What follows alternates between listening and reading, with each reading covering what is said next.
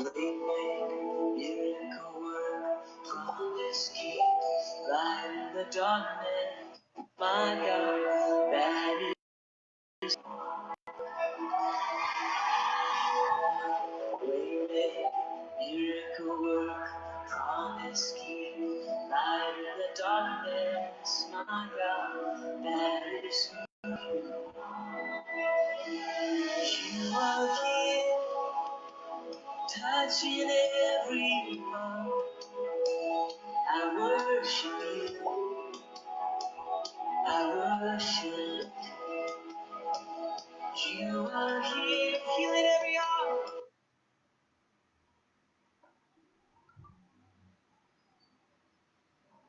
Hello? Mic check.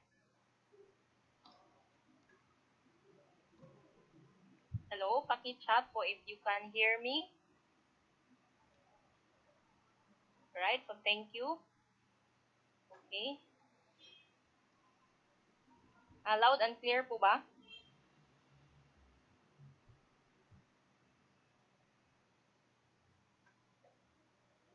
Right? So thank you for the reply. Clear, clear. Right? Perfect, perfect. So let's start for a while. Okay. Okay, so again, good afternoon, magandang hapon, maayong adlaw, maayong hapon sa mga Bisaya, no? I hope everyone is safe and healthy. So, but before we proceed with our session, let us atong sanghangyoon, no? Let us request everyone to change their device name into their names and then dash uh, name ng inviter. For example, i-check natin sa mga participants dito. LG Stylus Dual. So, paki-rename po, like your name, tapos dash, at saka yung name ng nag-invite sa'yo. For example, Rose Ardito, dash, Jess Faller. So, something like that na format. So that we could give chance to our inviter to help us. No? Kasi po, having mentors in life is a good thing. No? So, some people, and then, sa class na to, automatically, may mentor na assigned sa'yo na mag-guide and magsagot sa lahat ng questions mo. So please change your file devices name into your name at saka kung sino yung nag-invite. If you saw this ad on the Facebook pages, you can write the name of the page itself so that we can be aware kung sino po yung mag-help sa atin going forward or after this class, magsagot sa mga tanong natin. Okay, so let us wait for a while kasi may ibang devices name pa rin. Huawei Nova 3i, no? Okay, change. And then LG Stylus 2 Dual, Oppo F3, Oppo A5s. Okay, so let's wait for a while. Bigyan natin ng chance na i-change device names. Alright? Okay. Right. Now, okay, so by the way, my name is Rose Sardido. I'm a financial coach for now, but for today, I'm not your speaker. My task is just to introduce our speaker. No? So, our speaker, she is a good friend of mine. So, we met in Tagbilaran like around mga 5 years ago, and she's also doing this advocacy full-time as a financial coach. She was a teacher by profession before, and then she shifted to becoming a financial educator. So, same lang din naman yung line of industry, no? Kasi teaching pa rin and guiding people. So, from academic teacher, she shifted to a financial coach, no? And then at the same time, ang topic na i-discuss niya po ngayon ay, ang title ay Choosing the Right Healthcare, which is, I think, very relevant sa life niya as well because she shared to me that her mother before nagkasakit ng breast cancer and still her mother passed away. So I'm sharing this not to what you call that what not to recall painful memories but to make it as a lesson for us na dapat tayo mag-prepare ng proper healthcare in case we get sick, we need to be prepared for the worst. So to share more about her story, so let us welcome SMD Stella Florence Coronica. Go ahead, Ma'am Stella. Hello, everyone. Good afternoon. Thank you so much, Rose, for that very generous introduction. So, Yes, that's right. This afternoon, we're going to talk about choosing the right healthcare, and hopefully, that we will be able to really catch the importance of healthcare, because this is one of the most neglected product, for us to build a solid financial foundation, and that's what we do here in IMG. Okay, so once again, I'm Stella and I'm based here in Davao City. So from Tagbilaran, I moved from Bohol to Davao City like 4 years ago. So I'm here to share to you about choosing the right healthcare. So why do we do this? No, why do we share this information to all of you? So of course, here in IMG, for those who are first timers, no, ngayon lang kayo na naka-attend ng coaching seminar or online coaching video namin. IMG is a financial educator organization or company. We deliver this information, and this afternoon I'm going to share, about choosing healthcare. But before, some lacking, and one of that is really financial education. You're here to learn, you're here to understand more how to build your solid financial foundation. And you're blessed, no? So you're taking the time mag-watch ng video kahit na or mag-attend sa aming online webinar kahit na naka-lockdown tayo. So you're making use of your time wisely. And through that, I really appreciate it. So financial independence is not a dream, but it's a priority. So being you na nandito, nakikinig, it means that you want to prioritize it. You want to prioritize your independence, your financial independence. And I believe tayo naman lahat, no? And that was also my main reason why I joined this organization and became part of it. So, to start, I would like to share first the solid financial foundation, which is the key to wealth. As you know, no, tayong lahat, no, when we get our job, no, when we plan on our finances, typically, nagsisimula tayo sa investment sa taas. Somehow, alam natin na if we started investing, kailangan natin ng emergency fund kasi yung investment, matagal pa siyang i-build. So, kailangan natin ng emergency fund, kailangan natin i-build ang debt management, kailangan natin ng protection, and healthcare. So, like building a house, we need to build our solid financial foundation. But this time, I'm not going to focus on these five aspects or building blocks of financial foundation, but I'm going to focus on the most important part of it, which is, you can see it at the bottom, the healthcare. Kasi sabi ko nga kanina, it's the most neglected building block in the financial foundation. So why do we need healthcare? So first is we need to have it. You must have proper healthcare coverage in the event of serious health problem or sickness. Both of these can greatly affect or upset a person's financial stability, especially during old age. Statistics show that 90% of personal bankruptcies are due to unexpected and unforeseen illnesses. And hindi lang yan, we are talking about short-term and long-term healthcare. And we're going to identify the difference of those. So, is actually a healthcare crisis in the Philippines. As you know, no, meron tayong crisis ngayon, which is the COVID-19. No, we are actually in lockdown. So, the reason why na maraming natatakot, because many cannot actually spend, for example, if they get sick, hindi sila basta-basta makakapag-spend for their healthcare needs ng savings for that. And that is one of the facts. So, what is really a long-term care?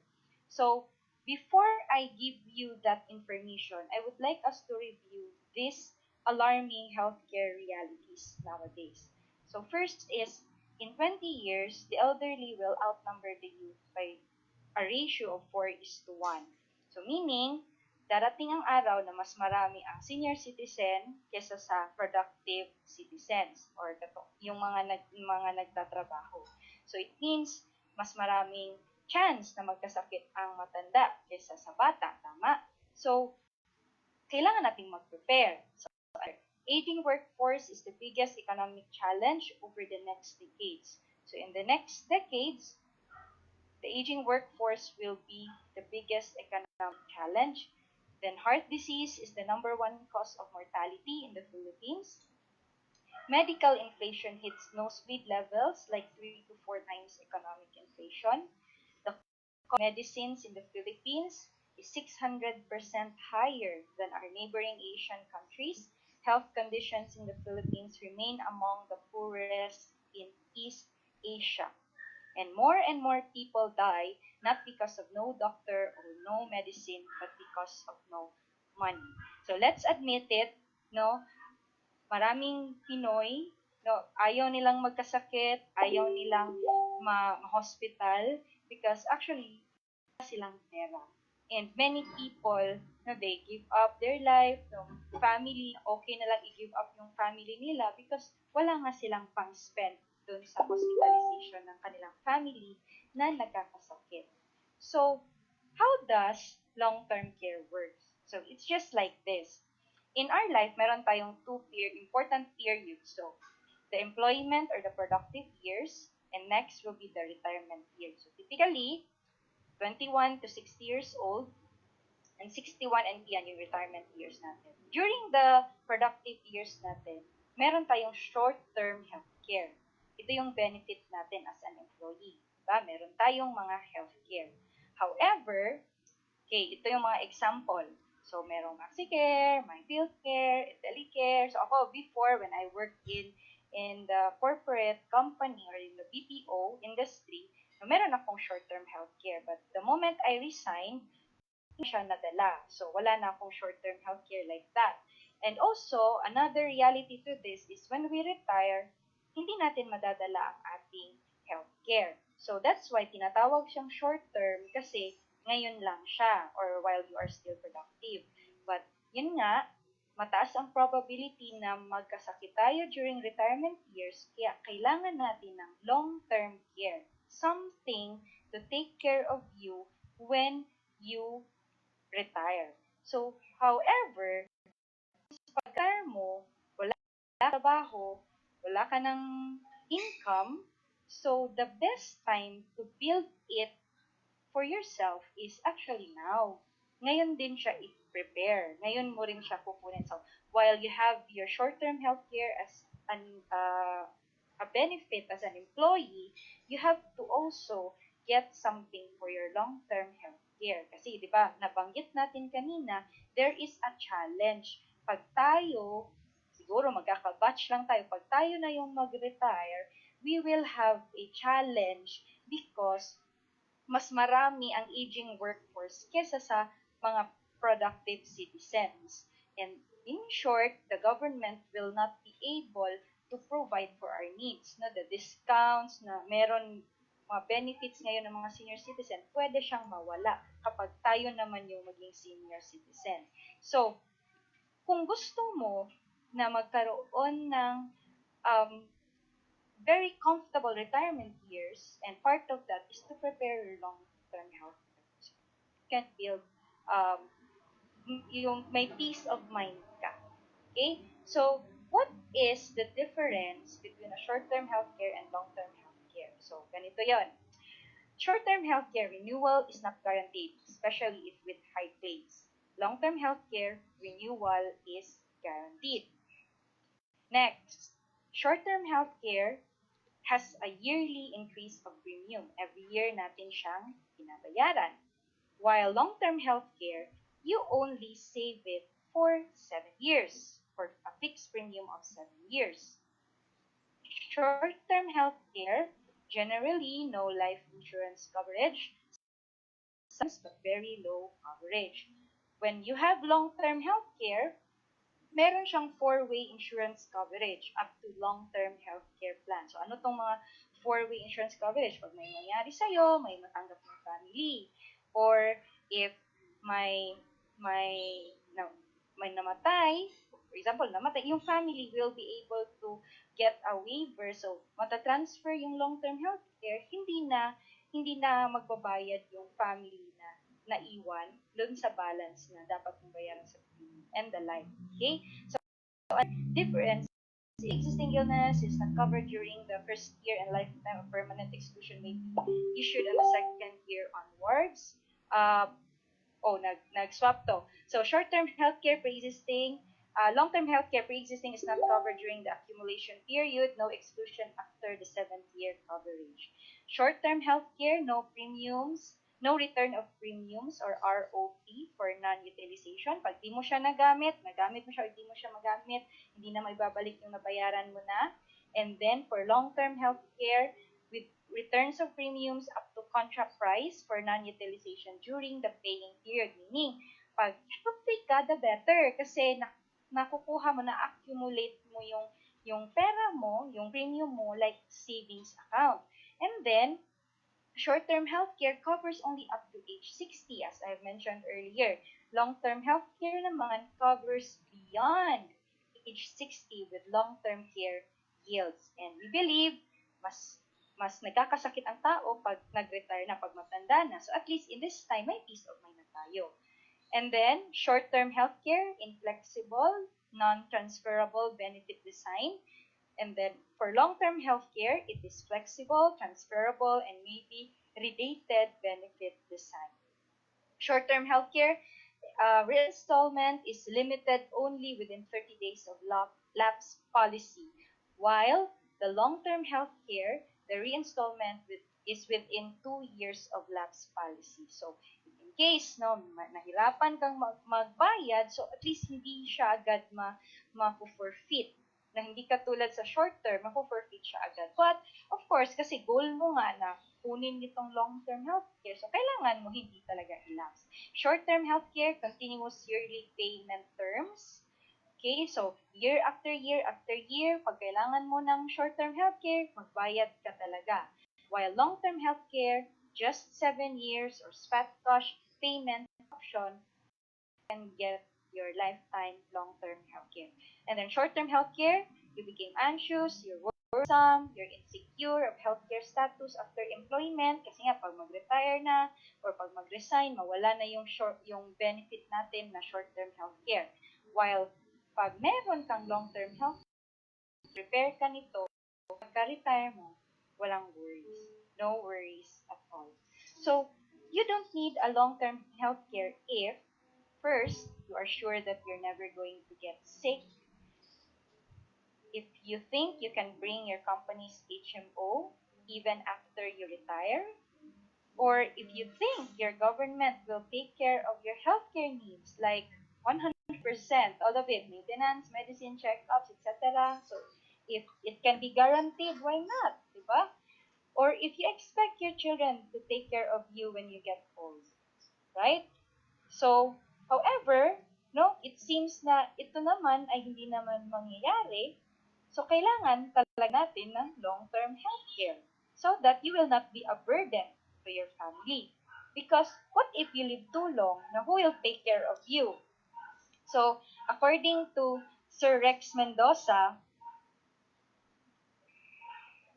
you don't have the right to invest unless you are properly protected. So, how do we really do it here in IMG? So, how do we start? So, we have to understand the complete financial strategy that we are that we have, no? So, there are only two questions that we really need to answer, two possibilities, sometimes three. So, first, what if you die too soon? Okay, who will take care of your family? Of course, the answer to this is life insurance. You get the life insurance.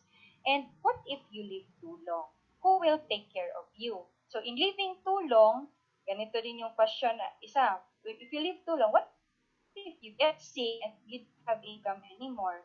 So, you need to have investment to take care of your continuous needs after retirement, and of course, long-term care.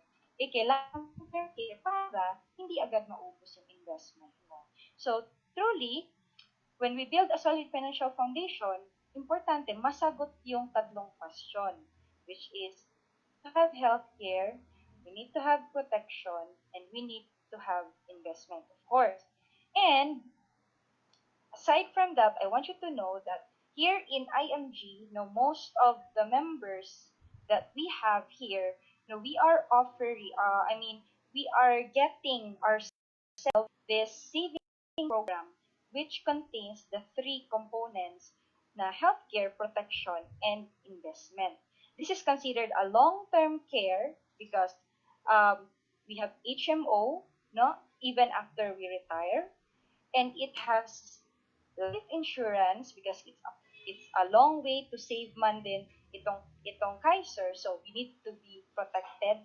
And it's good if we are healthy right now, the better, because it's considered as an investment. It will grow money for you, no, while you're waiting for it to get mature or like that. So level one, investing to build a solid financial foundation, and this is what most of us now get ourselves. So did you like what you have learned today? So it's time to act on it. So when is actually the best time to start to get this? No, if wala ka pa, so actually yesterday.